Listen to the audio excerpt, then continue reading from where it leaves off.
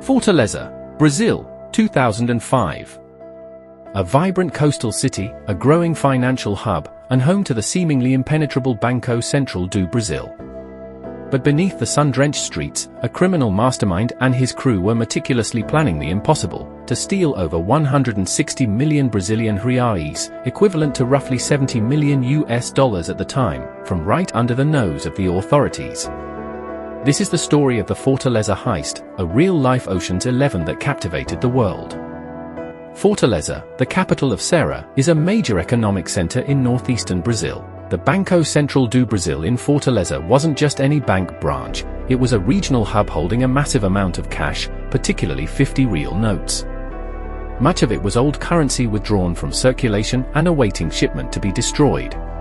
This detail would be key to the thieves' plan. Meanwhile, in 2005, a man named Luis Fernando Ribeiro, known as Fernandinho, was quietly building his crew.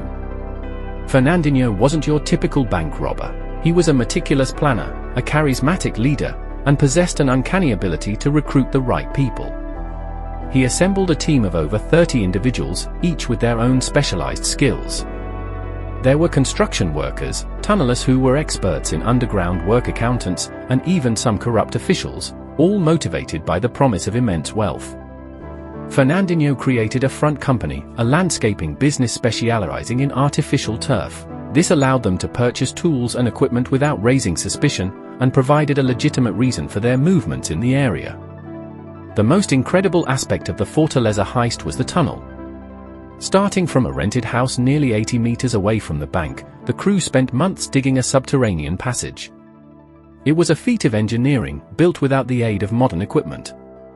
The tunnel was approximately 4 feet high, allowing the crew to move through it comfortably. It was reinforced with wood and plastic to prevent collapse. Inside the tunnel, they installed lighting and an air conditioning system. They even developed a system to remove dirt and debris without attracting attention. The tunnelers worked in shifts, removing tons of earth by hand, and carefully disposing of it to avoid detection. On the weekend of August 6th and 7th, 2005, the crew put their plan into action. Working under the cover of darkness, they breached the bank vault from below. They bypassed the alarm systems by cutting off a particular wire they had learned through their intel. Inside, they found stacks upon stacks of 50 real notes. The team worked for over 2 days to empty the vault into their escape route. They had anticipated filling 5 trucks, but ended up only filling 3. The sheer volume of cash was even more than they had anticipated. Despite the amount of cash, everything went according to plan. No alarms were triggered, no one was hurt, and by Monday morning, they were gone, leaving behind an empty vault and a bewildered staff. When bank employees arrived on Monday morning, they were met with an unbelievable sight. The vault was empty.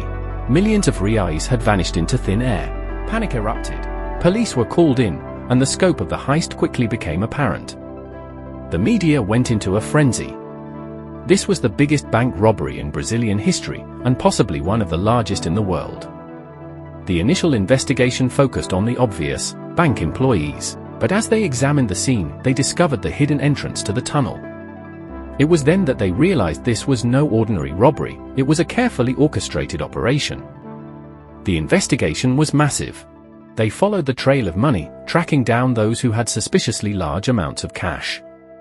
The investigation were constantly faced with dead ends and false leads. It became clear that Fernandinho and his crew had meticulously covered their tracks and had done a great job in their planning. Slowly, the police began to make progress.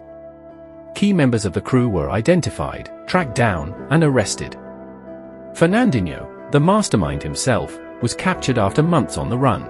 The arrests led to the recovery of some of the stolen money, but a significant portion remained missing. The Fortaleza heist remains one of the most audacious bank robberies in history.